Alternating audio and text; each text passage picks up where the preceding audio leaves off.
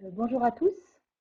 Je m'appelle Vanessa Combreau, je suis chef de service dans une association d'insertion en Deux-Sèvres qui s'appelle l'Escale. Bonjour, Laurence Robert, je dirige un établissement équestre à proximité de Niort, dans les Deux-Sèvres, et j'accueille à ce titre les femmes victimes de violences en partenariat avec l'Escale. Euh, on aurait pu montrer une petite présentation. Avant de vous présenter le projet qui a permis de mettre en contact des personnes victimes de violences au sein de leur couple avec le milieu équestre, il nous semblait important de faire un petit focus sur ce qu'est la violence au sein du couple. Donc je disais, je suis chef de service dans une association qui dispose d'un service spécialisé qui permet d'accueillir, de mettre en protection dans un hébergement et d'accompagner sur le plan social des personnes victimes de violences. Il peut s'agir de femmes, d'hommes victimes de violences, accompagnés éventuellement de leurs enfants. Un petit focus sur la violence au sein du couple. Donc petit PowerPoint avec le numéro 3919 qui peut permettre aux victimes de violences de demander de l'aide. La violence au sein du couple, elle diffère du conflit conjugal dans lequel en fait un couple peut s'opposer dans ses idées, mais dans lequel il y aura un rapport d'égalité. Lorsqu'on parle de violence au sein du couple, on parle de faits de violence qui, quelle que soit leur nature, sont à la fois récurrents, souvent se cumulent dans les natures de violence qui s'imposent à la victime, ont une tendance à s'aggraver et à s'accélérer au fil du temps. C'est ce qu'on appelle le phénomène de spirale de la violence. Et clairement, dans la violence au sein du couple, le rapport qui s'installe dans le couple est un rapport asymétrique qui est figé, dans lequel on pourra précisément identifier un dominant et quelqu'un qui est dominé.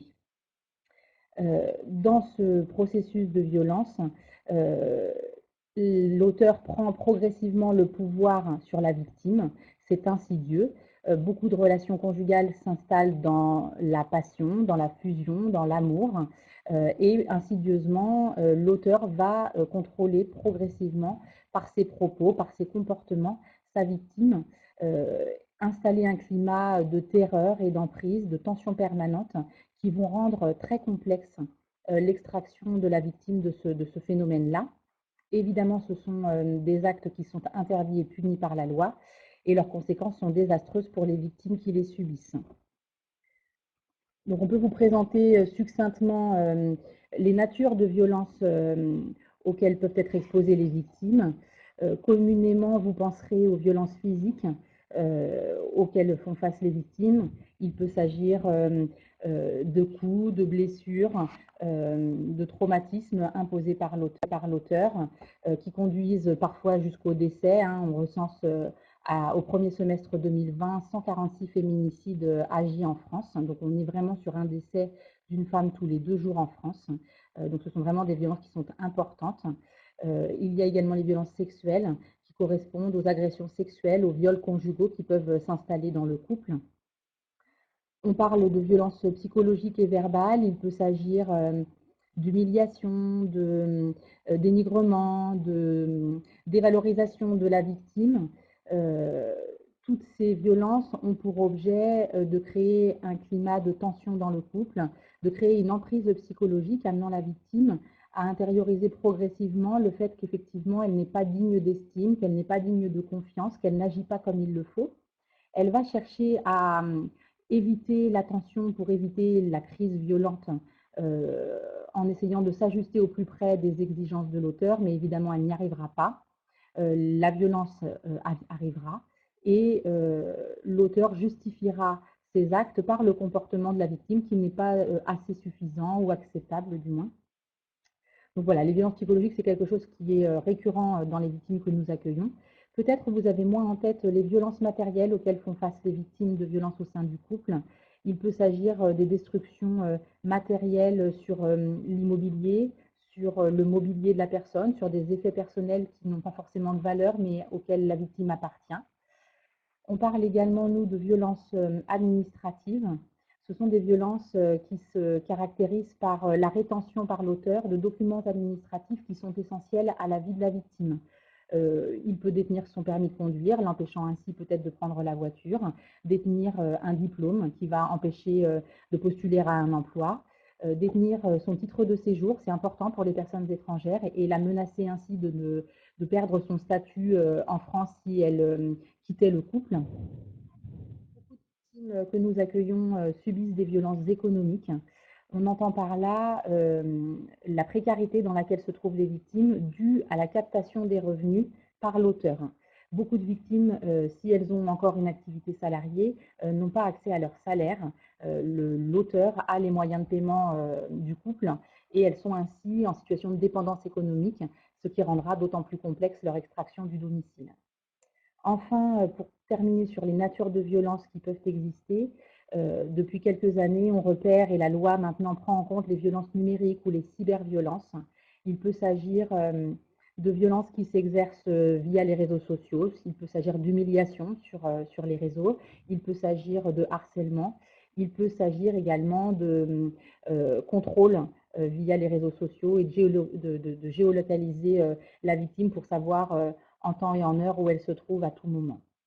Donc toutes ces violences peuvent s'exercer de façon différente sur les victimes. Elles ont des natures différentes, elles ont des fréquences différentes, des durées différentes suivant les victimes, mais leurs conséquences sont toujours désastreuses pour celles-ci. Pour vous parler un petit peu des conséquences sur le plan physique, les victimes de violences que nous accueillons présentent des problèmes de santé physique. Elles peuvent arriver blessées physiquement, elles peuvent présenter des traumatismes physiques, des fractures par exemple. Elles peuvent présenter des difficultés d'ordre sanitaire diverses, des problèmes organiques, des blessures durables. Sur le plan psychique, toutes les victimes que nous accueillons arrivent avec un profond sentiment de honte, de culpabilité d'avoir subi ces violences-là, parfois de les avoir imposées également à leurs enfants. Elles arrivent avec une estime d'elles-mêmes plus que fragilisée. Beaucoup de femmes présentent des symptômes dépressifs, des troubles du sommeil, des troubles alimentaires. Certaines ont dû avoir recours à des addictions pour faire face à l'ampleur de la souffrance vécue, et certaines ont agi des tentatives de suicide qui laissent évidemment des marques sur le plan psychique de manière importante et durable. Sur le plan de la vie sociale, l'emprise psychique mise en place autour de la victime va progressivement amener à son isolement.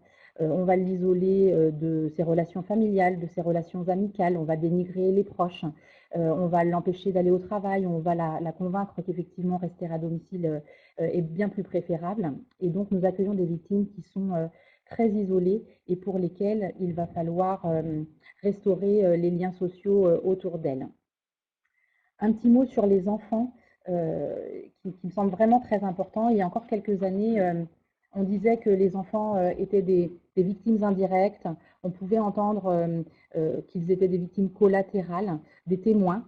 Ce temps est révolu. Il est important de considérer que tous les enfants dont un des parents est victime de violence dans son couple sont des victimes à part entière, qu'ils aient entendu ou assisté aux scènes de violence ou qu'ils aient été directement violentés. Tous les pédopsychiatres s'accordent à considérer que les conséquences sur le plan du développement des enfants vont être dévastatrices. On peut avoir des enfants qui risquent d'intérioriser que la violence est ordinaire dans le couple et qui vont parfois reproduire des schémas violents, parfois même dans les cours d'école. On a des enfants qui vont être en situation de psychotraumatisme comme leurs parents et qui vont avoir des difficultés à se développer dans la sécurité avec vraiment des éléments de stress forts, des régressions parfois dans les acquisitions, des reviviscences des violences subies. Donc le projet qu'on va vous présenter a inclus des adultes victimes de violences et des enfants au même titre. Donc voilà pour ce premier focus. On va maintenant vous présenter avec Laurence cette action qui a été nommée par les femmes victimes de violences, Mon équilibre. Donc pour vous présenter un petit peu la genèse de ce projet, le comité régional d'équitation de Nouvelle-Aquitaine réfléchissait depuis plusieurs années à la question de la violence au sein du couple et souhaitait élaborer un projet spécifique, convaincu que le médiateur cheval pourrait soutenir des victimes de violences dans la restauration de l'estime d'elles-mêmes. Donc après une phase de recherche de financement, ils ont recherché une association à proximité susceptible de mener une première action test. Donc c'est ainsi que j'ai été contactée, moi, en tant que chef de service dans une association dédiée à la mise en protection de victimes de violences au sein du couple. Votre secteur équestre m'était totalement inconnu, ainsi que l'équipe que j'encadre. Et donc, il semblait très important, dans un premier temps, que nous puissions être sensibilisés, on va dire, à ce que le cheval peut apporter comme médic. Donc, Monsieur Yves de Cavel, qui est expert fédéral équihandi, équisocial et expert du réseau Cheval et Différence du Creux Nouvelle-Aquitaine, a accepté de venir présenter donc à l'équipe que j'encadre, mais aussi un groupe de femmes victimes de violences volontaires pour ce projet.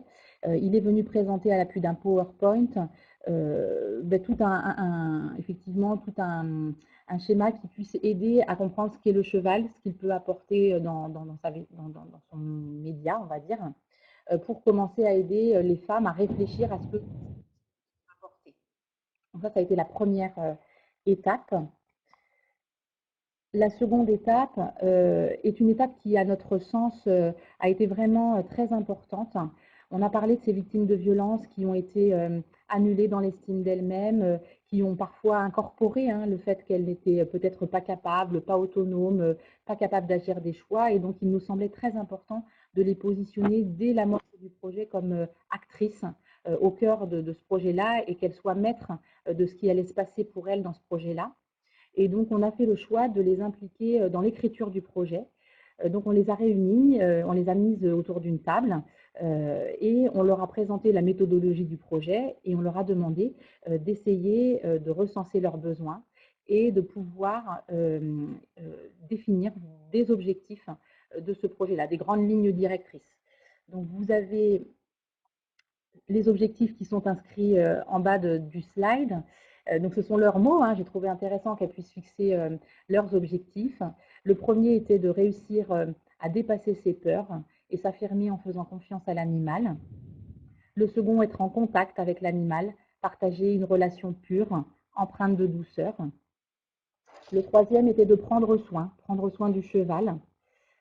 Ensuite, elle souhaitait expérimenter une relation complice à l'animal, un lien. Elle souhaitait partager une activité entre pairs, entre femmes ayant vécu des violences, sans jugement. Et enfin, il était important pour elle de retrouver la notion de plaisir, l'exprimer et le partager.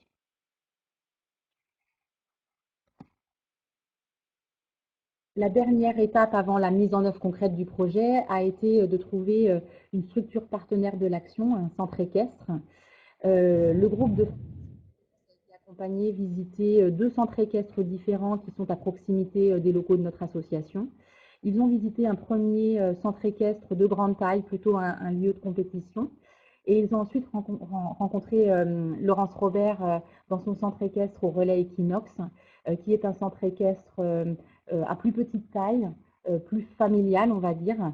Et il est certain que les qualités humaines de Laurence Robert ont permis au groupe de femmes victimes de violences de se sentir accueillies dans un petit lieu où elles seraient accueillies dans la confidentialité et d'avoir un sentiment de sécurité. Donc, elles ont choisi ce centre équestre.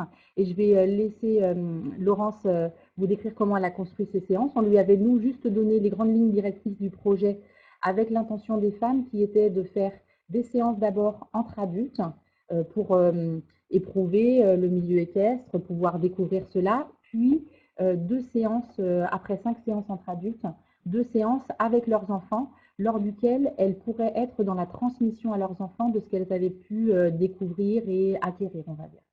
Donc, je laisse la parole à Laurence pour qu'elle vous décrive les séances. Oui, bonjour, donc Laurence Robert. Donc nous avons été contactés par le comité régional et l'ESCAL pour mettre en place un projet de médiation par le cheval avec ce groupe de femmes victimes de violences. On parle de femmes parce que nous avons que des femmes victimes de violences, bien que effectivement les autres conjoints puissent aussi être victimes de ces violences. Et nous avons tout d'abord tenté d'enchasser en fait notre action de médiation par le cheval dans les projets qu'elles avaient elles-mêmes écrits, à savoir ben voilà, la confiance en soi, le retour à une certaine paix, etc. Donc on a essayé de mettre en place toutes ces actions. Et je dois dire donc qu'elles ont été porteuses de pas mal de tentatives de réussite et de réussite. Et moi, j'y retrouve pas mal d'actions qui ont été vérifiées à ce niveau-là.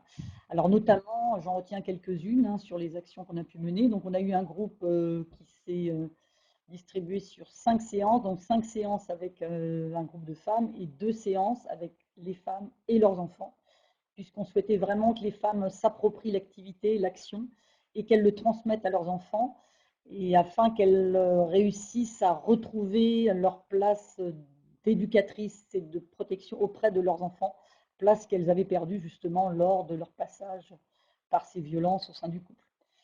Donc, dans un premier temps, on a essayé de mettre en place une activité qui a très bien fonctionné avec tous ces partenaires ensemble, où elles ont retrouvé d'une part la paix. C'était d'abord la première chose en fait qu'elles ont cherché. Hein, c'était vraiment un moment d'apaisement, un moment de jardin secret pour elles, un moment de convivialité et de partage où elles étaient extraites d'un lieu qu'elles avaient connu violenté, hein, comme Vanessa a pu vous l'expliquer. Donc c'était pour elles un petit moment d'échange dans un paradis. Voilà, la nature, le cheval, l'apaisement, le silence, le contact avec l'animal. Donc ça, c'était vraiment très important. Et ensuite, c'est vrai que de remettre l'individu femme au cœur du débat et qu'elle soit elle-même à nouveau le maître de ses choix, ça c'est très important parce qu'on s'est vraiment rendu compte, c'est vrai qu'elles avaient des passés où elles étaient l'objet des autres, et notamment de leur conjoint violent. Et là, elles devenaient le sujet, c'est-à-dire qu'elles décident elles-mêmes de savoir où elles veulent aller avec le cheval partenaire. Elles choisissent leur destination. Voilà, je veux faire ce parcours-là, ce cheval ici. Et donc, se retrouver dans une action d'être maître de son destin, ça c'est très important quand on a connu voilà, le renoncement à soi-même. Et ça, c'est vraiment au niveau de l'estime de soi, on a vraiment eu un cheminement intéressant.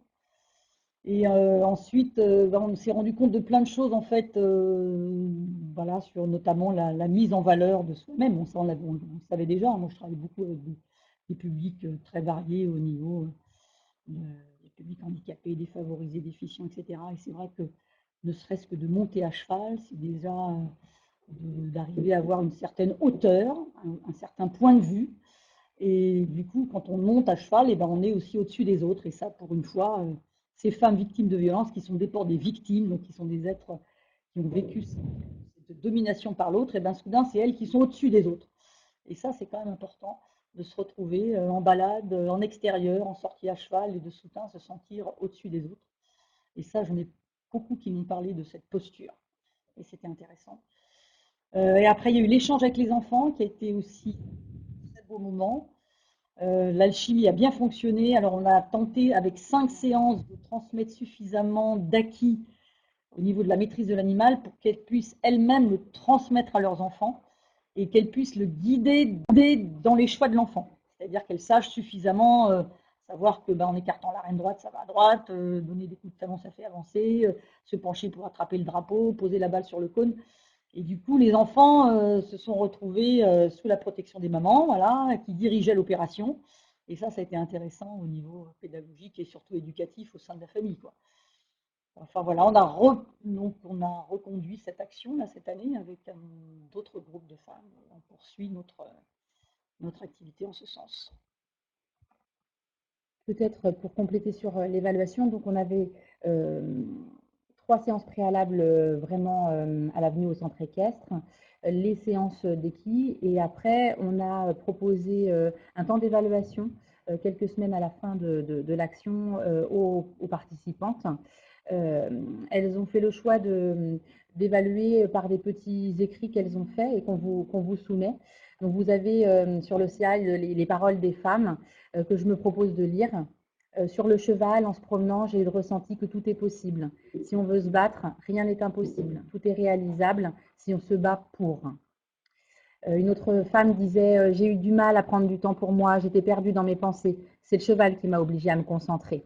Ça, c'est un point important, effectivement. Le cheval oblige à se centrer sur soi, à mettre de côté les difficultés ou toutes les questions du quotidien. Et donc, beaucoup de femmes ont valorisé le fait qu'elles étaient dans leur bulle, dans un moment pour elles-mêmes, ce qu'elles avaient beaucoup mis de côté par le passé. S'approprier voilà, un moment où on est hors des aléas qui ont parasité leur vie. Et là, soudain, elles se concentrent sur une action qui leur est propre, où elles choisissent leur action et le destin qu'elles vont mener sur un projet avec leur partenaire cheval. Ça, c'est vraiment important. On vous a mis d'autres témoignages. J'avais très peur, mais en même temps, j'avais très envie. C'est incroyable de prendre espoir en l'animal et de dépasser ses peurs. Ça aussi, oui, ça a été vraiment un moment fort d'arriver voilà, à surpasser son appréhension et de savoir qu'on est capable de le faire. Ça, c'est important dans l'estime de soi et de savoir qu'on peut justement surpasser des moments où on n'est pas forcément à sa place. L'inquiétante étrangeté nous fait renoncer à des choses et là, elles ont surpassé cette appréhension, elles sont allées au-delà de cette frontière et du coup, elles sont ressorties forcément grandies par ce fait. Une autre dame disait, j'ai eu la sensation d'être dans une bulle, hein, de manière un peu conforme à ce que disait l'autre dame tout à l'heure. J'avais beaucoup d'appréhension après une chute pendant l'adolescence, mais j'ai repris confiance en moi. A dit une autre. Alors ça, c'est aussi très intéressant là, sur cette partie d'elle-même. Alors en ce moment, là, j'ai pas mal de femmes là, qui sont en train de pratiquer dans le cadre de cette action-là et qui ont eu un passé équestre jadis dans leur prime jeunesse. Mais justement, c'était cette image d'elle-même qui était attachée à l'identité certainement plus positive. Alors après, elles sont passées par cette vie conjugale qui a été très violente et très toxique pour elles. Mais le fait de remonter à cheval, soudain, elles sont submergées par les souvenirs positifs, les émotions d'avant. Et elles se disent, mais oui, j'étais cette jeune fille, c'était moi cette identité. Donc c'est important aussi de se retrouver dans une mémoire positive vis-à-vis de soi-même. Et puis on avait encore d'autres petits extraits. Il faut beaucoup de douceur, parler calmement, sans s'énerver. Et après, on peut le faire avec les enfants. Ou une autre qui disait, je ne pouvais même pas imaginer qu'un animal puisse apporter un plus en soi. Donc pour conclure, ce que je voulais dire, c'est que nous, donc, dans ma fonction de chef de service, on met en protection des personnes victimes de violences au sein du couple. On les accompagne dans les démarches urgentes qu'elles ont à faire, les dépôts de plainte, les certificats médicaux. On prend beaucoup de temps pour les écouter. On les soutient, on essaie de les orienter vers des espaces thérapeutiques, ça peut être des groupes de parole, mais aussi des accompagnements psychologiques qui seront nécessaires à la restauration de leur estime d'elles-mêmes. Mais il est vrai que des actions comme celle-ci peuvent aider vraiment des femmes qui ne sont pas encore prêtes à poser des mots, peuvent vraiment les faire avancer dans la reconquête d'un sentiment de confiance en elles, dans un sentiment de confiance en les autres aussi, en partageant des expériences. Voilà, on voulait vous présenter cette action en espérant qu'elle puisse exister sur d'autres territoires que ceux de la Nouvelle-Aquitaine, parce qu'effectivement, on est convaincu de son impact positif auprès des femmes.